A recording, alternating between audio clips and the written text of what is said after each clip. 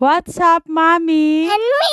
Samahan nyo kami ni Bella sa aming A Day in My Life dito sa probinsya. Ngayong araw, gumawa kami ni Bella ng ice candy. Sinubukan nga lang namin yung nabili kong milky chocolate. Tinitimpla ko pa nga lang, masarap na nga. Paano na lang kaya kung naging ice candy na to? Isang mangkok nga lang yung sinubukan kong timplahin. Tinutulungan nga ako ni Bella dito. Dahil hindi siya marunong magtali ng ice candy, tagabot na nga lang daw siya ng supot ng ice candy. Habang naggagawa nga ako ng ice candy, nagsayang na rin ako at kumulo na rin pala. Bali, ito na nga lahat yung nagawa naming ice candy ni Bella. 6 pieces nga lang yung nagawa namin. Maganda nga negosyo ito kapag taginit, mga kamami and me. Binabalak ko nga sana na magbenta. Kaso lang maulan naman ngayon, mga kamami and me. 6 nga lang na piraso yung nagawa namin ni Bella. Ipapatikim nga lang natin to pagkatapos gagawa tayo ulit ng panibago. Malaki rin ang tutubuin, mga kamami and me, kung gagawin mong negosyo to. Kaso lang, seasonal nga lang yung paggawa nito. Pagkatapos namin binilang, nilagay na namin sa freezer. Itinabi ko na nga rin sa mga yelo yung ice candy na ginawa namin para mabilis nga tumigas. Pagpasensyahan nyo na po yung laman ng ref namin.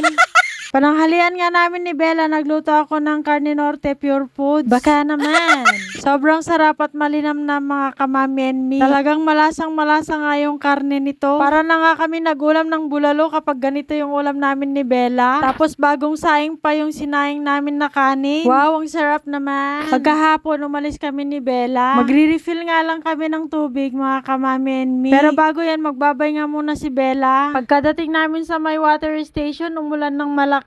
Nakisilong muna kami. Hinintay muna naming tumila yung ulan bago kami umalis ni Bella. 20 pesos lang ang babayaran kung ikaw mismo yung pupunta sa water station. Kung ipapadeliver mo naman, 25 pesos. Dahil umulan nga yung motor namin, sobrang putik pag uwi namin ng bahay. Umusok pa nga yung tambutso pagkabuhos ko ng tubig. Binubuhusan ko kasi ng tubig yung gulong, mga kamami and me, dahil nga maputik. Nabawasan na nga yung putik. Kailangan nata brasin ko pa yung gulong kasi dumikit na yung putik. Kasi naman hapon na kami nagpa-refill ng tubig ni Bella.